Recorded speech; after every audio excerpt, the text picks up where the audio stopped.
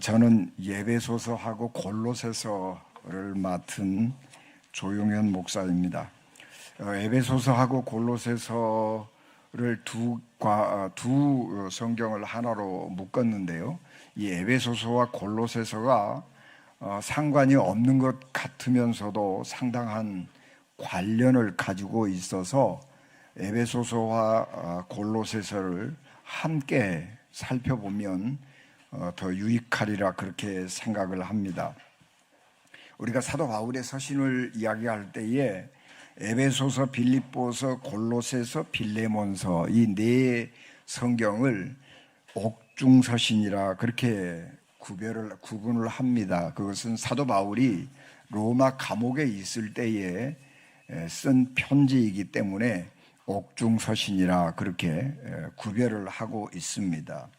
이 네 권의 이 편지들은 사도 바울이 로마에 감금된 시기에 썼고, 이 에베소는 읽어보면 그 그리스도에 대한 찬양 그리고 교회를 위한 기도로 가득 차 있습니다.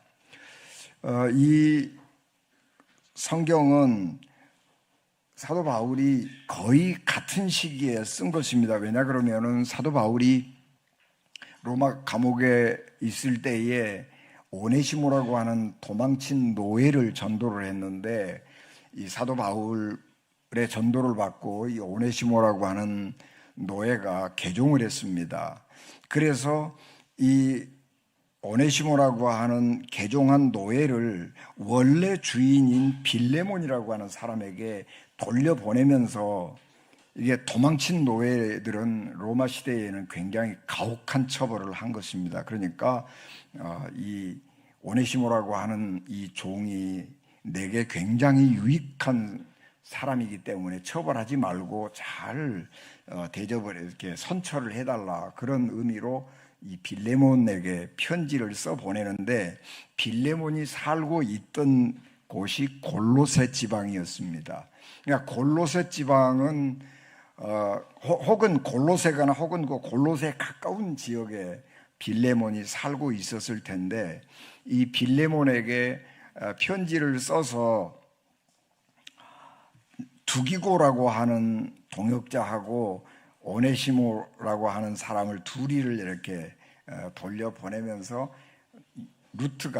여행 루트가 로마에서부터 출발해서 에베소를 배 타고 와서 에베소에서부터 육로를 따라서 이제 빌레몬까지 가는 것이죠. 지도가 있으면 한번 띄워주십시오. 지도. 예. 여러분 지도가 잘 보이죠? 여기 보면 에베소가 있지요. 아테네, 거기 맞은편에 에베소가 있고요. 에베소에서 오른쪽으로 쭉 가면 골로새가 있는데, 이 골로새는 어디냐 그러면, 여러분 그 튀르키예 여행을 가보면 그 목화의 성이라고 하는 곳, 파묵갈레 있죠. 파묵갈레 그 부근이에요.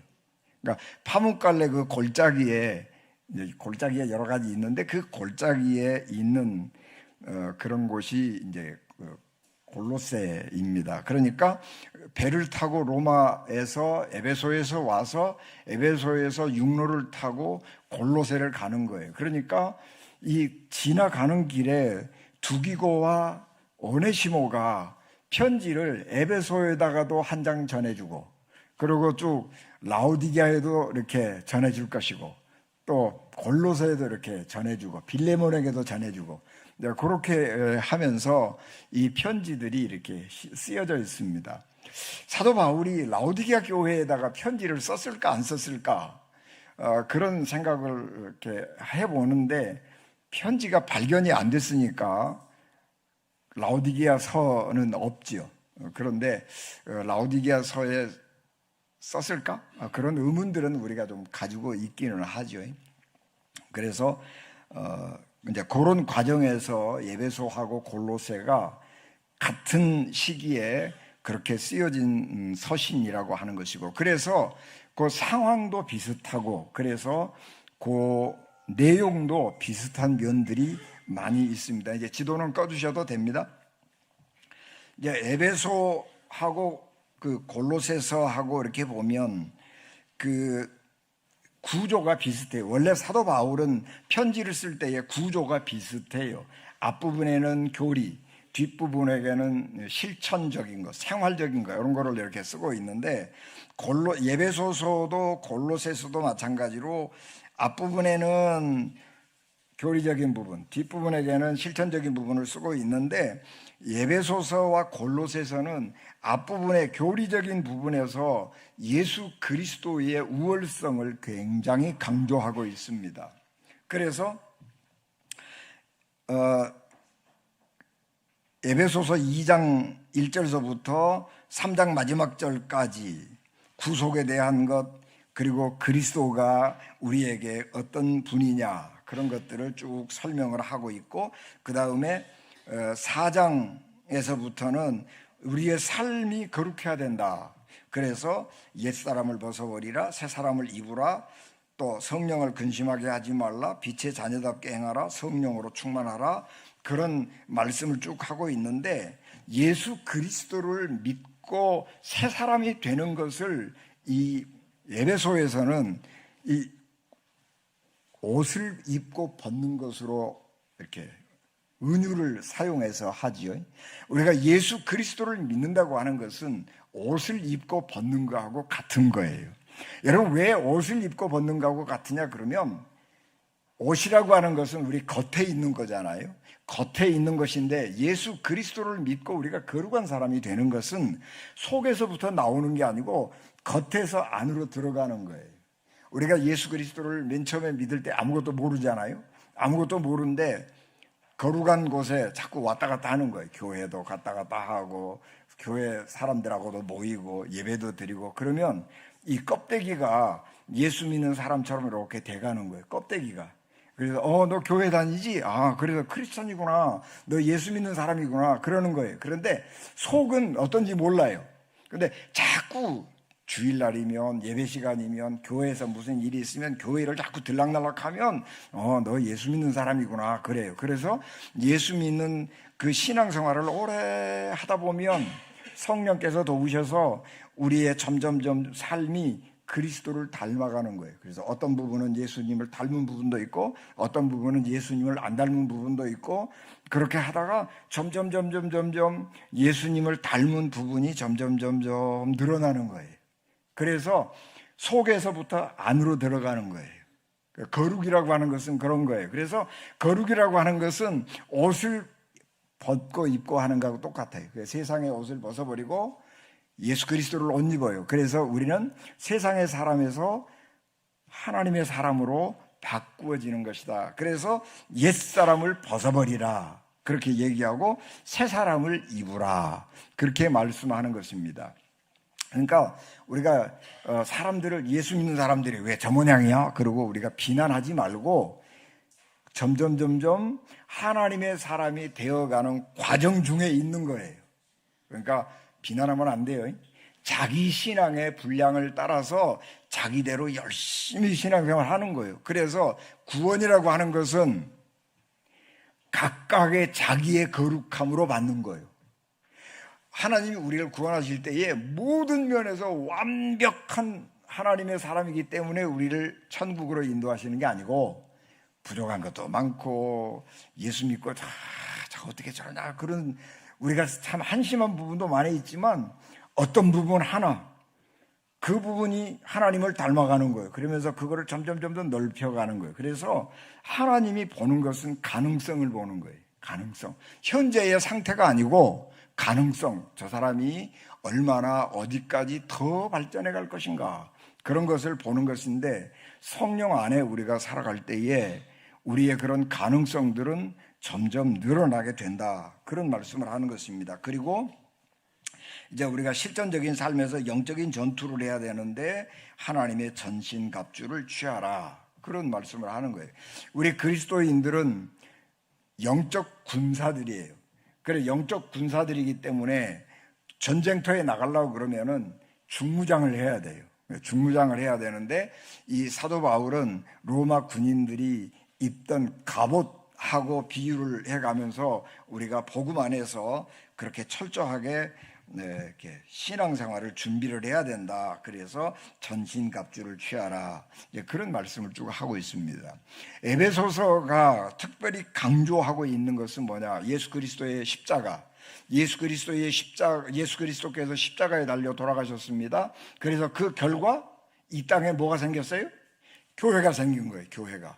그런데 그 교회가 무엇을 위해서 이 땅에 존재하느냐? 그럴 때 교회는 일치라고 하는 거예요. 에베소 교회에게 사도 바울이 강조하는 것은 교회 안에서는 일치가 일어나야 된다. 그런 것을 강조하는 것입니다. 그래서 그리스도 안에서 성취된 우주적 화해를 이 중심 주제로 삼고 이 에베소서를 쓰고 있는 것입니다. 그래서 에베소서 1장 10절 세번역 성경, 하나님의 계획은 때가 차면 하늘과 땅에 있는 모든 것을 그리스도 안에서 그분을 머리로 하여 통일시키는 것입니다. 교회, 그리스도를 머리로 해서 교회가 형성이 되는데 교회 안에서 모든 것이 일치하고 통일되는 것입니다. 그래서 에베소서 3장 6절 말씀에서 그 비밀의 내용인즉 이방 사람들이 복음을 통하여 그리스도 예수 안에서 유대 사람들과 공동 상속자가 되고 또 함께 한 몸이 되고 약속을 함께 가지는 자가 되는 것입니다. 그렇게 말합니다. 여러분, 옛날 그 구약 시대에는 구원은 누구들만 것이냐 그러면 유대인들만의 것이지요. 유대인들만의 것인데 예수님을 이 땅에 보내심으로 해서 구원의 범위가 이제는 세상의 모든 사람들에게 넓어졌어요. 그래서 모든 사람들이 교회 안으로 인종과 성별, 신분 모든 차이를 뛰어넘어서 교회 안으로 몰려 들어와서 하나를 이루고 사는데 유대인들이 하나님에게 받았던 구원의 은혜와 동일한 하나님의 은혜를 받는 거예요. 그래서 교회 안에서 유대인들하고 동등하게 하나님의 구원을 받은 상속자가 되는 것이고 한 몸이 되고 약속을 함께 가지는 것입니다. 그렇게 말씀을 하고 있습니다. 에베소의 중심 주제가 뭐냐? 우주적 화해예요. 우주적 화해. 교회 안에서 예수 그리스도를 통하여 우주적인 화해가 일어나는 것입니다.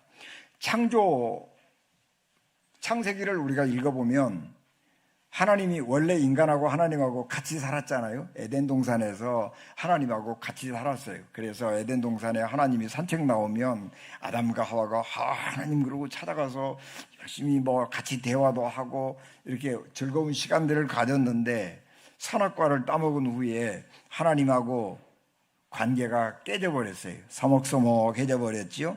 그래서 하나님하고 관계가 깨어지면서 하나님께서 아담과 하와를 에덴의 동쪽으로 쫓아내셨어요. 에덴의 동쪽은 노 땅이에요. 방황, 유리방황하는 땅이에요. 그래서 인간은 유리방황하는 삶을 살게 되고 먹고 살기 위해서는 이마에 땀을 흘려야 되는 거예요. 그래서 성경은 처음에 창세기는 노동은 죄의 벌이에요. 죄의 벌.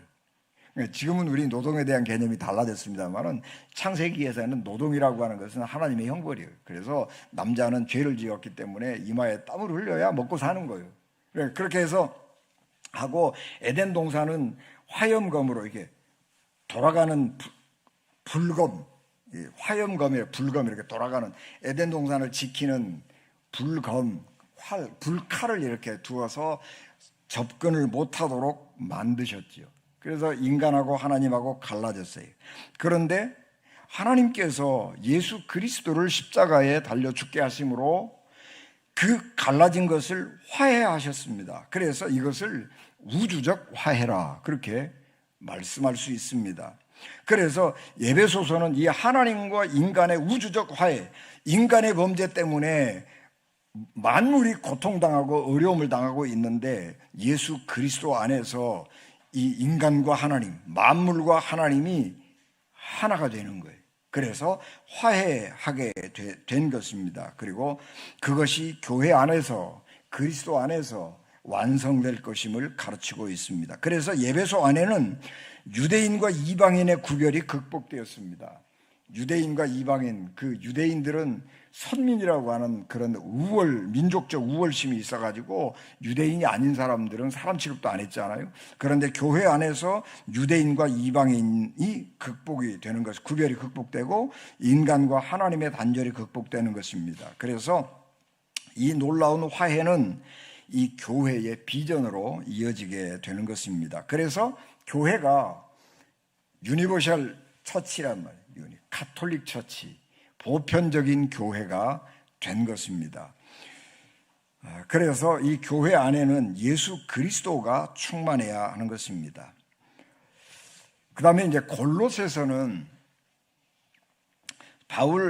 사도 바울 당시 그 아시아 속주에 있는 몇몇 교회들을 이 사도 바울이 개척을 했는데 여러 동역자들의 도움을 받았습니다. 그래서 사도 바울이 여러 동역자들의 그 교회 도움을 받아서 교회를 개척한 교회들 중에는 골로새 교회, 라오디게아 교회, 또 히에라볼리 교회, 파묵갈레 그 지역이 목화의 성이라고 그래서 지나가다 보면 그 석회석이 하얗게 돼서 언덕에 그 온천이 이렇게 보이는데 그 올라가면은요, 이 파묵갈레 거리 올라가면 히에라폴리스라고 하는 큰 도시가 있었거든요. 그 도시 안에 그 병든 사람들이 온천에 와서 병 고치려고 와서 살고 있던 그 큰 도시가 있었습니다. 이 도시, 산자들의 도시 있고, 그 다음에 저 반대쪽으로 가면 그 병 고치러 왔는데 못 고치고 죽은 사람들도 있잖아요. 죽은 사람들을 묻은 죽은 자들의 도시, 이렇게 무덤 이렇게 갈라져 있어요. 그 히에라폴리스가 있었는데 거기에도 하나님의 교회가 설립이 되어서 거기에 존재하고 있었습니다. 그런데 이 골로새 교회의 편지를 쓴 것이 지금 남아 있잖아요. 그래서 골로새 교회를 얘기하자면 골로새는 모직 산업으로 호황을 이루었지만은 이 로마 시대에는 별로 중요하지 않는 이 조그마한 소도시였습니다.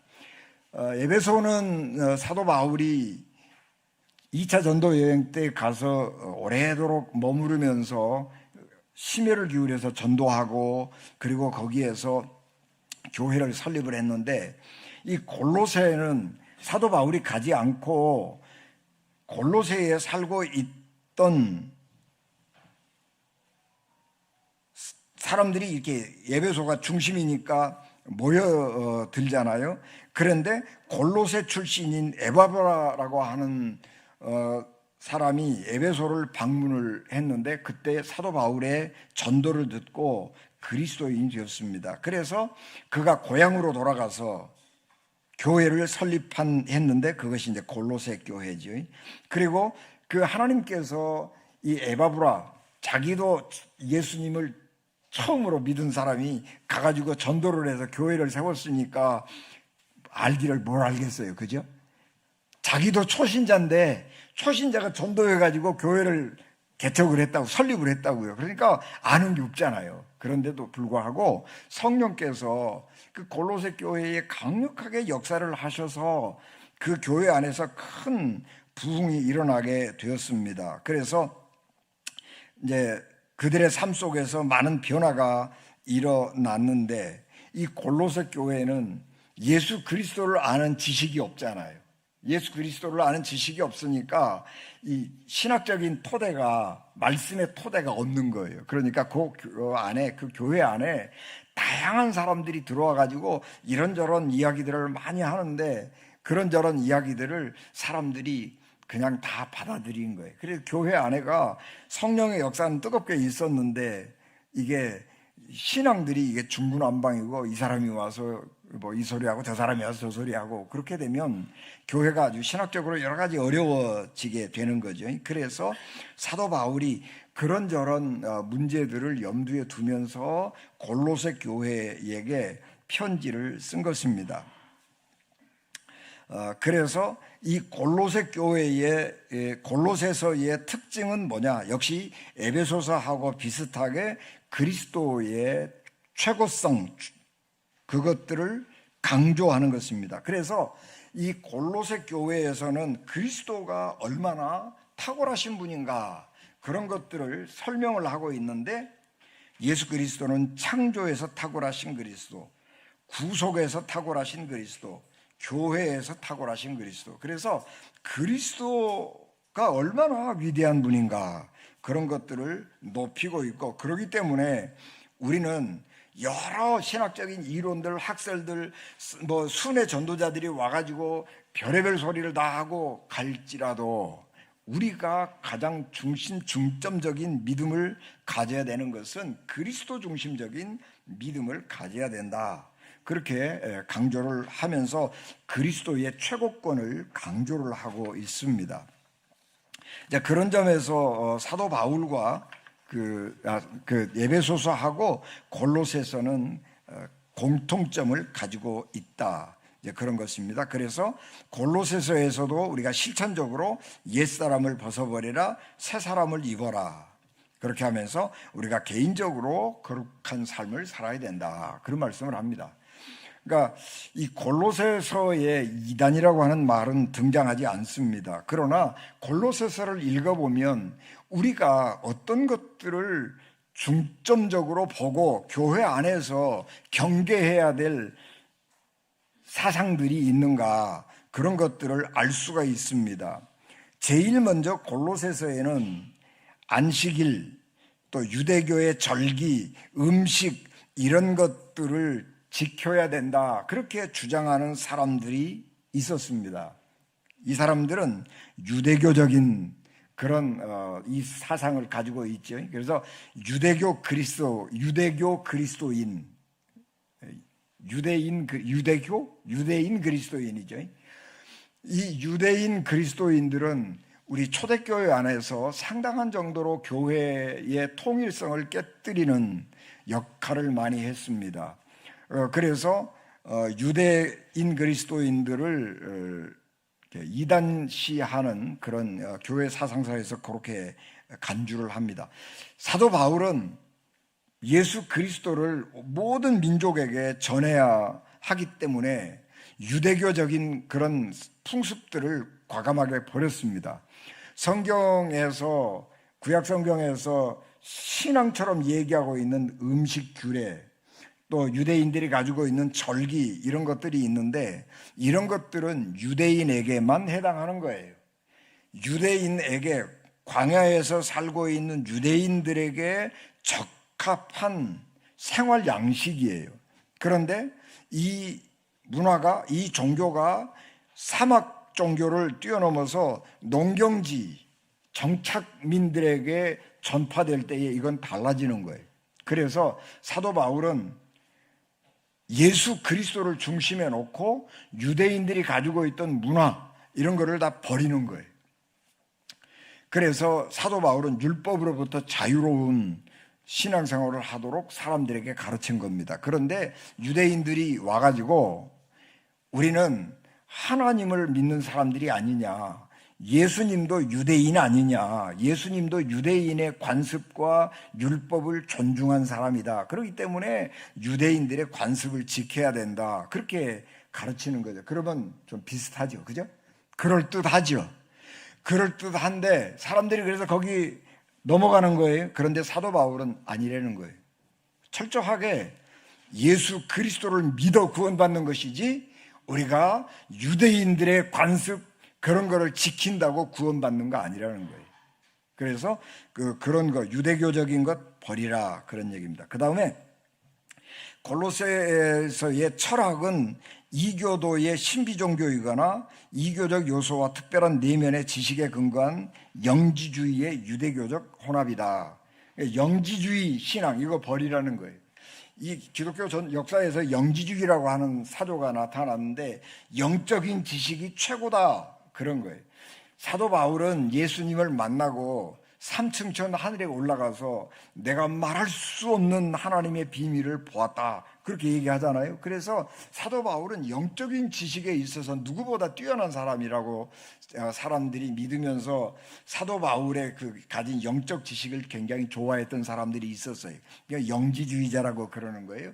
그런데 이 영적 지식, 이것도 옳지 않아요. 왜냐 그러면 우리는 이미 하나님의 말씀을 성경으로 가지고 있어요.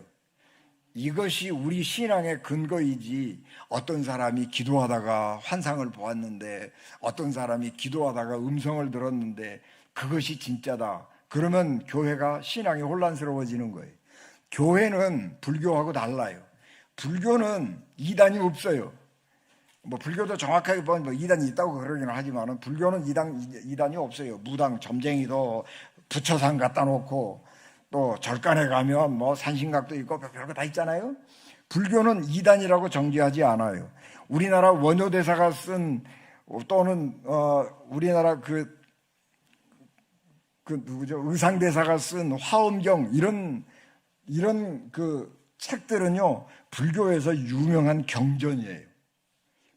그런데 기독교는 안 그래요. 기독교는 수없이 많은 기독교 문서가 있었는데 그 문서들 가운데 선별해서 이것만이 기독교 정경이야, 그렇게 규정을 하고 나머지 것들은 이단이야, 그러고 정죄를 하는 거예요. 그래서 교회는 정경을 딱 가지고 있는 것이고, 그 정경에서 어긋나는 건 이단이에요. 그래서 영적 지식을 내가 가지고 있는데 그렇게 말하는 사람은 이단이에요. 하나님의 말씀에 근거하지 않는 것은 이단이다. 그래서 사도 바울은 영지주의적, 유대교적 혼합, 이런 것도 이단으로 치는 것입니다. 그 다음에 이 골로새에서 나타난 이단 가운데 하나는 천사 숭배입니다. 천사 숭배. 천사는 영적인 존재이기 때문에 인간보다 훨씬 시간과 공간을 초월해서 다니는 거예요. 그러니까 우리가 지금 생각할 때는 천사는 굉장히 우리보다 높잖아요. 인간보다. 그렇죠? 그러니까 천사가 우리보다, 인간보다 높은 것인가 보다, 그렇게 생각을 하기가 쉽습니다. 그래서 천사를 숭배하기가 쉽습니다. 그런데 천사도 우리하고 동일한 피조물이에요. 천사는 하나님이 필요해서 창조한 피조물이고, 그래서 그 천사는 지금은 하나님의 심부름꾼으로 하나님과 우리 사이에서 이렇게 소식을 전하는 메신저 역할을 하고 있지만, 우리가 천국에 가면 천사는 우리의 시중을 들어주는 거예요. 시편 8편에 보면 하나님께서 인자가 무엇이가 하는데 천사보다 조금 못하게 만드시고, 번역이 잘못된 거예요.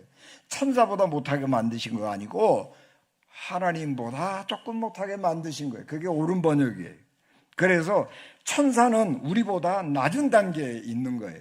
근데 물론 천사도 등급이 있어요. 천사도 등급이 있어서 가톨릭에서는 뭐 8개의 등급을 나눠요. 근데 우리가 성경에서 천사의 등급을 보면 뭘 가지고 보느냐 그러면 날개 갖고 보는 거예요. 날개. 천사의 날개가 6개 있느냐, 2개 있느냐, 4개 있느냐, 없느냐, 이제 이렇게 나눈 거예요. 그래서 6개의 날개, 스랍, 이렇게. 그 다음에 날개 2개, 우리가 법궤를 이렇게 덮고 있는 날개 2개짜리, 그거는 그룹, 그러는 거예요. 그래서 천사가 그렇게 등급이 이렇게 쭉 있는 거예요. 그렇지만, 그래서 이제 가장 높은, 스랍들, 6날개를 가지고 있는 스랍, 그 스랍들이 하나님과 인간 사이에서 메신저 역할을 하는 것입니다. 그럼에도 불구하고 천사는 숭배하는 게 아니다, 그런 것들을 가르치고 있는 것입니다. 그래서 에베소서하고 골로새서의 그 공통점이 뭐냐, 예수 그리스도가 교회의 주인이고 우주의 주인이라고 하는 것, 그리스도를 가장 높이는 거예요. 그리스도를 가장 찬양하고 있는 성경이 에베소서와 골로새서라고 하는 것입니다.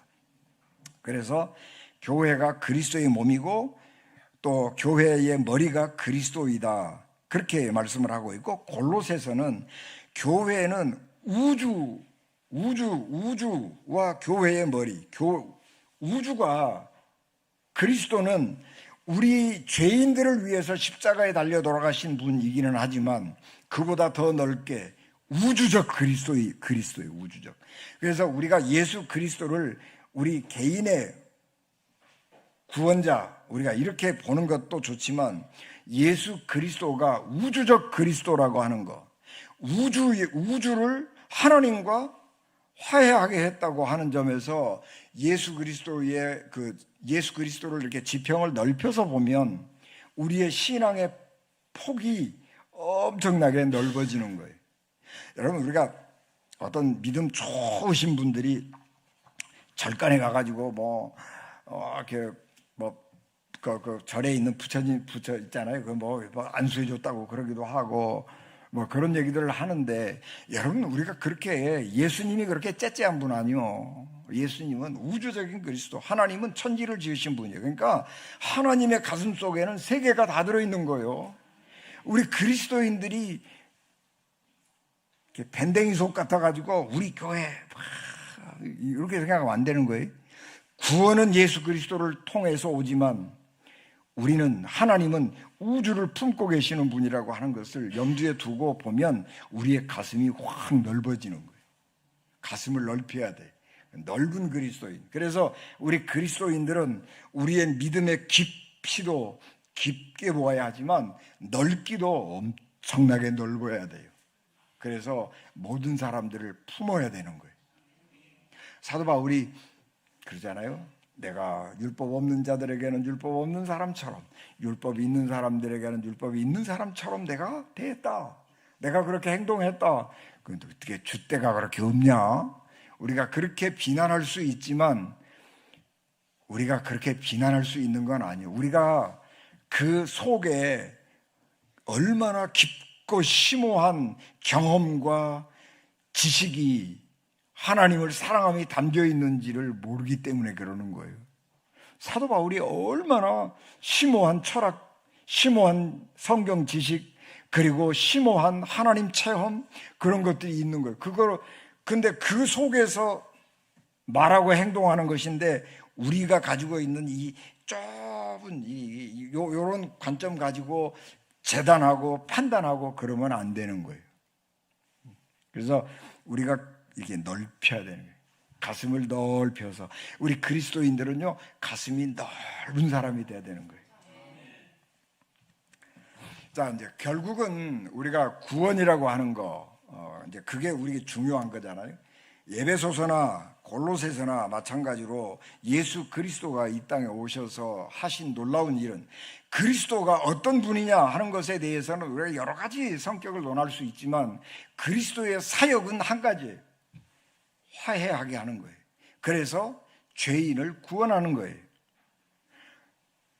그 사역이 굉장히 중요한 것입니다. 그래서 우리가 에베소서하고 골로새서하고는 조금 좀 거리가 있을지 모르지만 오늘 이 시간에 구원이 뭐냐, 그런 얘기를 조금 하려고 합니다. 구원이라고 하는 것은 본래 삼중적이에요. 구원이라고 하는 것은 우리가 예수 그리스도를 믿었잖아요. 그럴 때에 그 구원은 과거의 구원이에요. 하나님께서 죄인들을 자기 앞에서 의롭다고 선언하시고 죄에 대한 법적 처벌에서 면제해 주는 거예요. 이것은 과거의 구원이에요. 내가 구원 받았다. 언제?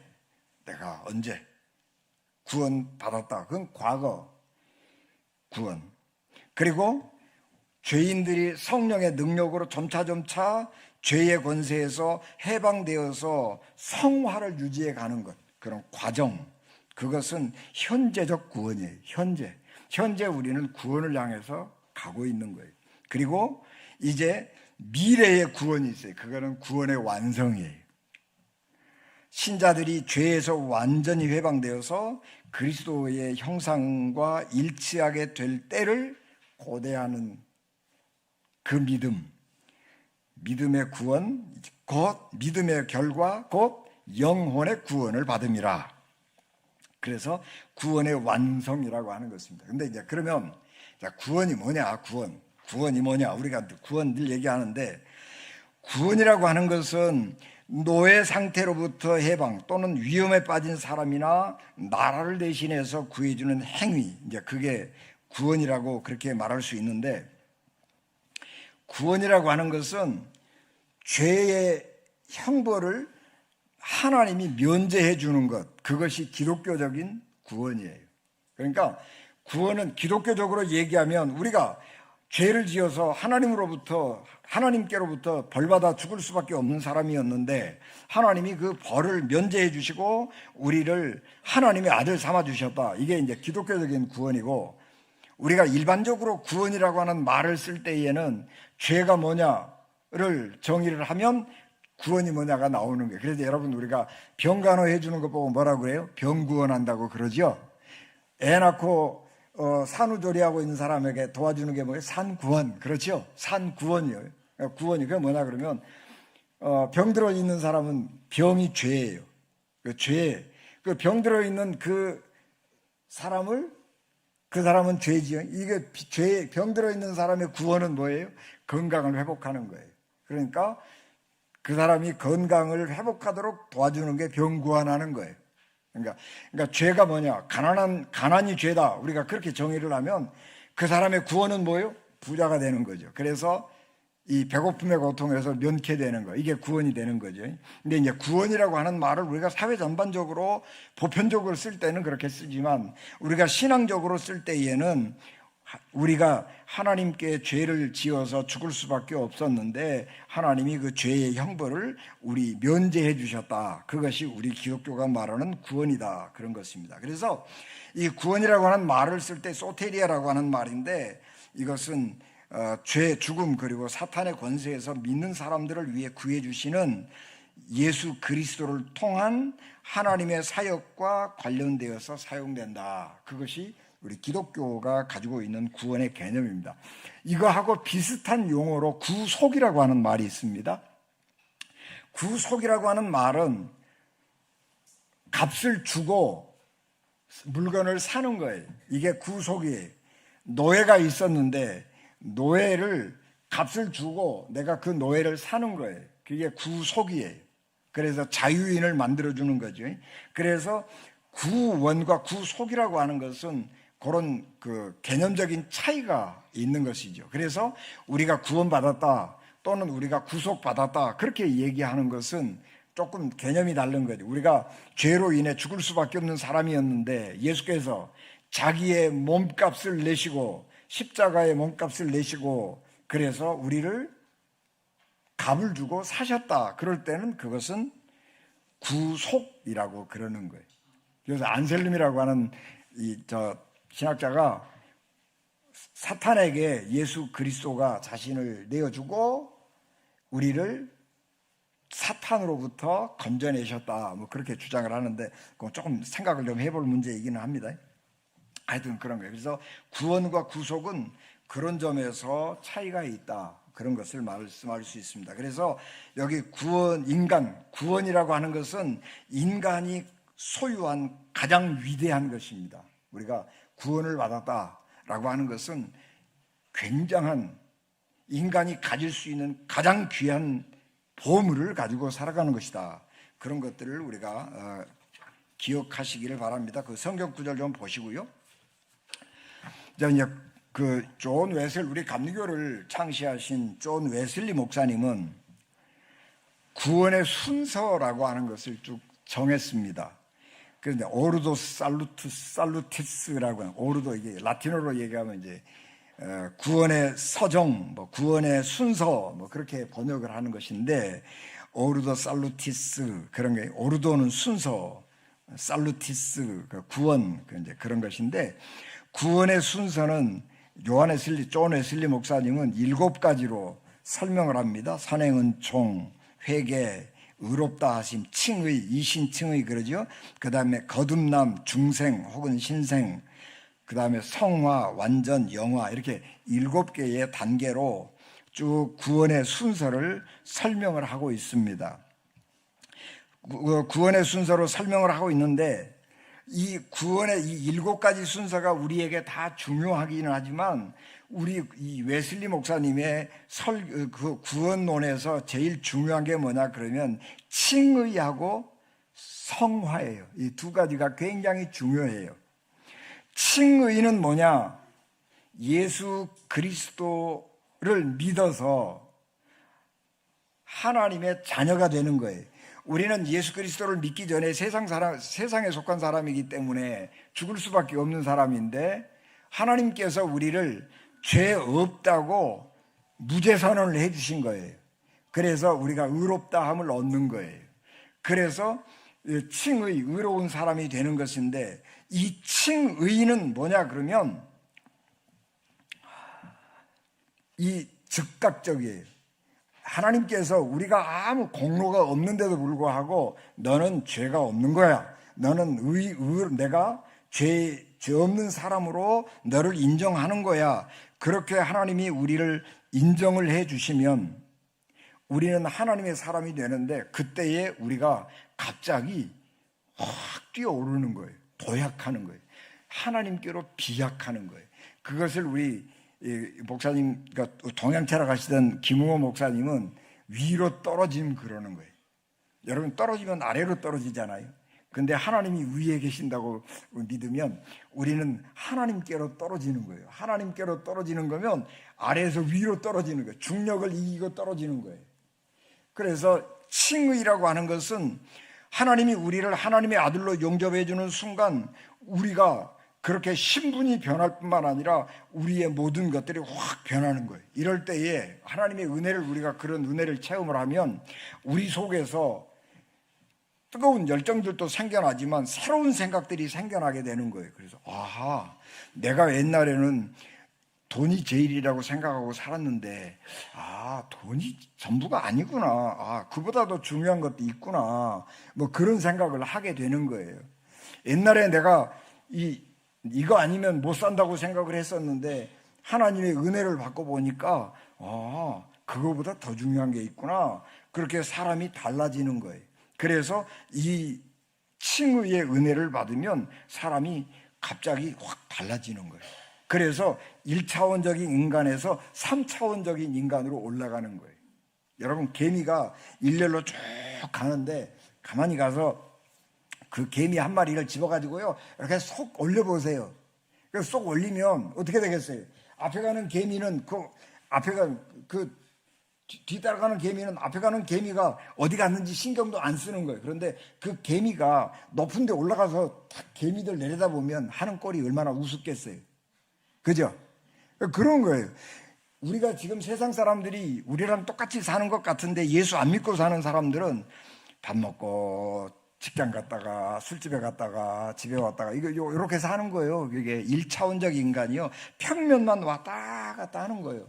그런데 우리는 하나님께로 떨어진 사람들이에요. 하나님께로 떨어져서 높은 데 올라가서 이렇게 내려다보니까 아이고, 정말 하찮은 짓 하고 있네, 그렇게 되는 거예요, 그게. 그래서 이 구원을 받으면 이제 확 사람이 달라지는 거예요. 그런데 이 구원의 모든 순서에서 가장 중요한 것은 믿음이고요. 믿음이 역할을 하죠. 그리고 이때에 우리가 어떤 감정이 생기느냐 그러면 확신이 생기는 거예요. 내가 구원받았다, 내가 하나님의 자녀다, 이런 확신이 생기는 거예요. 그래서 확증의 은사가 우리에게 하나님께서 주시는 거예요. 근데 여러분, 우리가 이 확증이라고 하는 거, 확신이라고 하는 것은 내 개인적인 경험이에요. 그렇기 때문에 그것을 다른 사람들에게 설명하려고 그러면 힘들어. 그럼에도 불구하고 내가 하나님의 백성으로 구원받았습니다 라고 하는 확신을 가지고 살아야 되는 거예요. 여러분, 어떤 교단은 그러잖아요. 너 구원받았냐? 너 확신 있냐? 언제 구원받았냐? 그러고 막 캐물어 보는 거예요. 너 예수 믿으면 구원받았다고는 확신이 있어야지, 성경 구절 외워봐, 그렇게 막 강요하는 건데, 그거 강요하는 거 아니에요. 자기만의 경험인 거예요. 근데 중요한 것은 자기만의 그런 경험을 우리가 가지고 살아야 돼요. 그래야 그리스도인의 자부심이 생기는 거예요. 그래서 그런 확신, 그런 것을 가지게 되면 그 다음에는 우리가 이제 어디를 향해서 나가느냐 그러면 완전을 향해서 이렇게 나가는 거예요. 완전을 향해서. 그래서 우리가 칭의의 은사는 순간적인 하나님의 은혜라고 그러면, 완전을 향해서 나가는 것은 점진적인 거예요. 점진적으로 점점 발전해 가는 것이다, 그런 것이죠. 그래서 가는데 이제 그 사도 우리 존 웨슬리 목사님은 죄를 정의할 때 세 가지로 정의해요. 하나는 죄책, 그 다음에 죄의 권능, 그 다음에 죄의 완전, 이제 이렇게 세 가지로 구별을 하는데, 죄책, 죄를 지은 사람이 갖는 두려움, 불안, 이런 것들은 언제 없어지느냐 그러면 우리가 칭의를 받는 순간, 하나님이 너 내 아들이야, 내 딸이야 그러고 인정해 주는 순간 죄책에 대한 두려움에서 해방되는 거예요. 그래서 그 순간은 먼저 무슨 순간이냐 그러면 하나님과 우리가 원수되었던 원죄가 해결되는 순간이에요. 원죄, 우리가 예수 하나님 칭의의 순간, 그것은 원죄가 해결되는 순간이에요. 그리고 우리가 지은 자범죄가 있잖아요. 이 죄를 지을 수 있는 권능은 없어지지 않았어요. 그래서 예수 믿은 사람도 언제든지 죄를 지을 수 있어요. 왜냐 그러면 그 하나님의 성령이 우리 가운데 함께 하시기 때문에 우리가 성령의 능력으로 죄의 욕망을 우리가 이길 수 있거든요. 그래서 그리스도인들이 선하지요. 예수 안 믿는 사람들이 예수 믿는 것들이 어쩌고 저쩌고 떠들어도 아무리 생각해봐도 예수 믿는 사람이 착해요. 그죠? 예수 믿는 사람들이 안 믿는 사람보다 훨씬 착해요. 왜 그러냐 그러면 성령께서 그 죄의 욕망을 이렇게 다스리고 이길 수 있게 해주시기 때문에 그런 거예요. 그런데 죽은 게 아니에요. 죽은 게 아니고 기절해 있는 거예요. 그래서 조금만 잘못하면 살아나는 거예요. 그래서 예수님을 믿는 사람들도 늘 때때로 죄를 짓는 거예요. 그러니까 우리가 남들 비난하면 안 돼요. 남들 예수 믿는 사람이 왜 저러냐 그러고 비난하지 말고 안쓰럽게 생각하고 기도해 줘야 되는 거예요. 그러면 또 이제 언젠가 또 성령께서 그거 이렇게 더 이기고 하고 또 이제 죄의 권능을 이렇게 잘 다스려 가는 거예요. 그런데 우리가 완전이라고 하는 것, 성화라고 하는 것은 뭐냐 그러면 죄의 존재 자체가 우리 속에서 없어지는 거예요. 우리 마음속에 히브리서가 말하고 있는 쓴뿌리가 우리 속에 일어나서 쓴뿌리가 있는데 그 쓴뿌리가 뭐냐 그러면 죄의 권능이에요. 그런데 우리가 하나님의 완전한 사람이 되고 나면 이 죄의 쓴뿌리가 완전히 없어져 버리는 거예요. 그래서 사도 바울은 그것을 뭐라고 얘기했냐 그러면 내가 사는 것이 아니고 그리스도가 내 안에 사는 것이다. 그렇게 얘기하는 거예요. 그래서 이제 죄의 존재가 우리 속에서 없어져 버리면 그 사람은 성화된 사람이에요. 그런데 이제 우리가 예수님을 믿고 신앙생활을 할 때에 우리는 보통 사람, 이제 지금 우리가 살아가는 이 현재적 구원을 이루고 살아가는 사람들은 죄의 권능을 이기고 살아가는 사람들이잖아요. 어떤 때 늘 져요. 늘 지기도 하지만 늘 회개하고 또 성령의 능력을 의지하고 그래서 또 이겨나가고 그러는 거예요. 그런데 우리가 지금 현재에 살아가는 사람들 중에 살아가면서 죄의 권능을 이기고 죄의 존재를 완전히 우리 속에서 없애버리려고 할 때 무엇을 제일 중요하게 생각해야 되느냐 그러면 우리의 감정이에요. 감정. 우리의 감정. 사람은요 속이 상해봐요. 억만금을 줘도 안 해요. 그죠? 사람이 이성적인 사람, 인간은 이성적 동물 같지만 감정적 존재예요. 기분 나쁘면요 아무것도 안 해요. 머리가 중요한 게 아니라니까 가슴이라니까요. 가슴. 그게 중요한 거예요. 그래서 성인들은 어떤 사람들이냐, 우리 기독교 역사에서 성인이라고 말하는 사람들은 어떤 사람들이냐 그러면 감정이 정화된 사람들이에요. 감정. 사람들이 가만히 살아가는 거 보면요 꼭 호랑이 같아요. 굉장히 착하고 좋잖아요. 굉장히 착하고 좋은데 뭐가 조금만 수틀리기만 하면 그냥 화를 팍 내잖아요. 그죠? 맹수같이 살아가는 거예요. 근데 우리가 믿음 안에서 이 감정을 잘 순화시켜 가면 누가 어떤 자극을 딱 주어도요 가만히 한번 생각해 보는 거예요. 저 사람이 왜 그러지? 내 마음속에서 어떤 일들이 일어나고 있지? 그거를 살펴보는 거예요. 감정이 정화된다고 하는 것은 뭐냐 그러면 자극이 오면 기계적으로 반응하는 거 아니에요. 기계적으로 반응하는 게 아니고 한번 생각해 보는 거예요. 집에서 열심히 밖에서 일하고 들어왔는데 남편이 돌아왔는데 아내가 바가지를 박박 긁으면 성질이 확 나가지고 나한테 왜 그래? 그러고 감정이 확 이렇게 튀잖아요. 그게 정상적인 반응이죠. 근데 감정이 그리스도 안에서 순화된 사람들은 가만히 생각해 보는 거예요. 저 여자가 왜 그러지? 그러고 생각해 보는 거예요. 뭐가 기분 나쁜 일이 있었나? 그러고 한번 생각을 해보는 거예요. 그러고 이럴 때는 내가 어떡하지? 그러고 생각하는 거예요. 감정이 순화되는 거예요, 그게. 그래서 맹수처럼 자극을 받으면 그대로 확 갚아주거나 꽃배기로 갚아주거나 그렇게 한 게 아니고 받아서 아주 성인 군자 같으면 아무 일도 없는 것처럼 살거나 반만 돌려주거나 뭐 그렇게 하는 거예요. 그렇게. 그래서 우리가 이 완전을 향해 나갈 때에 우리가 그런 훈련을 늘 해야 돼요. 감정, 우리의 정서. 그래서 우리 마음을 평안하게 하면서 우리가 그런 사회적인 주변에서 여러 자극을 줄 때에 그런 자극들을 한번 차분하게 생각을 하고 그 다음에 행동을 하고 말하고 그러는 거예요. 그래서 그것이 그리스도인이고 그것이 예수 그리스도를 닮아가는 사람이다라고 하는 것이에요. 왜 우리가 그런 일을 할 수 있느냐 그러면 하나님이 우리에게 은혜를 주실 때에 두 가지 모양으로 주셔요. 하나는 우리를 위하여서 주시는 은혜가 있어요. 여기 제가 써놨죠. For us. 그래서 하나님이 우리를 위하여 주시는 거예요. 이것은 하나님이 우리의 행위하고 상관이 없이 하나님은 홀로 공짜로 주시는 거예요. 우리가 아무것도 잘한 게 없는데 하나님이 내가 너를 하나님의 내 아들 삼았어. 이렇게 하는 거예요. 이게 하나님이 우리를 위하여 주신 은혜예요. 내가 한 일이 아무것도 없는데 하나님이 나를 하나님의 자녀 삼아 주신 거예요.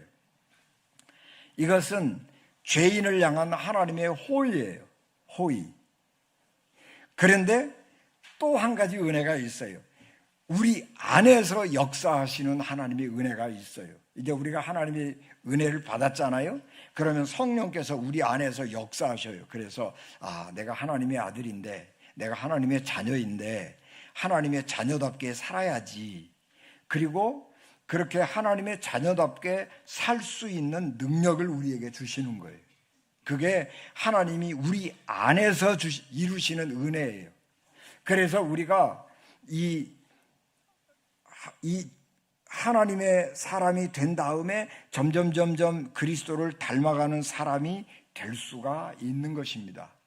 그래서 우리가 하나님이 우리를 위하여 주시는 은혜는 인간의 행위가 개입되지 않아요. 그런데 우리 안에서 역사하시는 하나님의 은혜는 우리의 행위가 거기에 개입되는 거예요. 그래서 하나님이 우리에게 하나님의 자녀가 되기 전에 먼저 이러이런 조건을 갖추어야 된다. 그렇게 조건을 붙여서 우리를 용납하시지는 않지만 우리가 하나님의 자녀가 되었기 때문에 하나님의 자녀답게 살아야 된다라고 하는 그런 생각도 주시고 그런 힘도 주시고 그러는 거예요. 그래서 점점 이렇게 하나님의 자녀로, 그래서 우리가 이제 그 칭의의 단계를 넘어가면 그 다음부터는 성화 완전 2단계 가서는 인간의 행위가 거기에 포함이 되는 거예요. 그래서 인간의 행위가 아까 제가 말씀드린 것처럼 죄가 기절해 있는 상태냐, 저 나가서 죄가 우리 속에서 완전히 없어져 버린 상태냐, 우리가 우리가 행동으로 나타나는 거예요. 그래서 우리의 구원이라고 하는 것은 하나님이 우리가 아무것도 한 일이 없는데 우리에게 거저 주시는 은혜가 시작이 되고 그리고 거기에 우리가 참여하는 거예요. 그래서 칭의가 하나님의 부르심이라고 그러면 완전은 또는 성화는 우리가 책임을 지고 하나님의 말씀에 부르심에 순종하는 것이다. 그래서 구원이라고 하는 것은 하나님의 부르심과 인간의 순종적 참여, 그것이 함께 이루어져서 어우러져서 우리가 다 이렇게 이루어져 그 구원의 완성을 향해서 간다라고 하는 것입니다. 그래서 우리가 이제 구원의 순서에서 선행은총에서 영화까지 갈 때에 우리가 점점 어떤 두 가지 현상이 나타나는데, 하나는 죄의 약화 그리고 사랑의 증배, 이게 두 가지가 이게 반비례하는 거예요. 죄가 약화되면 사랑이 증배되는 거예요. 왜냐 그러면 그 속에 그리스도의 사랑이 있기 때문에 그래요. 그리스도의 사랑이 있기 때문에 우리 몸이라고, 우리 마음이라고 하는 건 이렇게 한정되어 있잖아요. 근데 한정이 되어 있는데 죄가 많아지면 하나님의 사랑이 차지할 자리가 작아지는 거죠. 그런데 죄의 권능이 약해지면 하나님의 사랑이 점점 늘어나는 거예요. 그래서 우리가 하나님의 사람이 된다고 할 때에 죄는 약해지고 사랑은 증대해져야 돼요. 하나님의 사랑. 그래서 우리가 죄가 약해지고 사랑이 증대해지면 증대해지는 만큼 우리는 하나님 나라에 가까워진 거예요. 하나님의 백성이 되어가는 것이고 하나님의 자녀가 되어가는 것입니다. 그래서 우리 구원의 과정, 죄의 약화 그리고 하나님 사랑에 대한 증배가 이루어진다라고 하는 것입니다. 그래서 우리가 그런 기쁨, 그런 정서들, 사랑이 우리에게 충만하기 시작하면 그때 우리의 정서들이 달라지거든요. 기쁨, 이런 정서들이 많이 평화, 기쁨, 이런 정서들이 우리에게 쭉 번져 나오게 되는 것입니다. 그래서 우리가 점점 구원의 길을 향해 가는 것이고, 그리고 마지막 하나님 보좌 앞에 이르렀을 때에 우리가 구원받은 백성이 되는 것입니다. 여러분, 우리가 죽음이 뭐냐, 그런 얘기를 할 수 있잖아요. 죽음이 뭐냐? 그것은 우리가 지금의 세계에서 다른 세계로의 전입이에요, 전입. 그런데 우리 그리스도인들은 우리가 죽어서 하나님 나라에 갈 때에 우리가 가지고 있던 기본적인 경험이나 생각을 버리고 가는 게 아니에요. 가지고 가는 거예요. 여러분, 천국과 지옥이 이렇게 나누어져 가지고 너는 지옥 갈 사람, 너는 천국 갈 사람, 그렇게 하나님이 심판을 하시는 것이죠. 그러나 만약에 하나님이 지옥문, 천국문을 딱 열어버려서 천국 가고 지옥 가고 사람들이 막 오고 간다고 쳐봐요. 누구든지 천국 가서 살 것 같잖아요. 근데 안 그런 거예요. 천국이 체질에 안 맞는 사람도 있어요.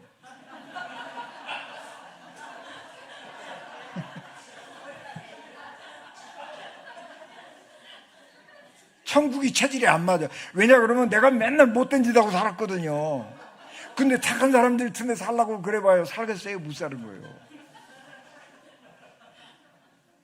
그래서 천국 가서 살으라고 해도 지옥 가는 거예요. 왜냐 그러면 여러분, 우리가 하나님 찬양은요, 천당 가서 배우는 거 아니에요.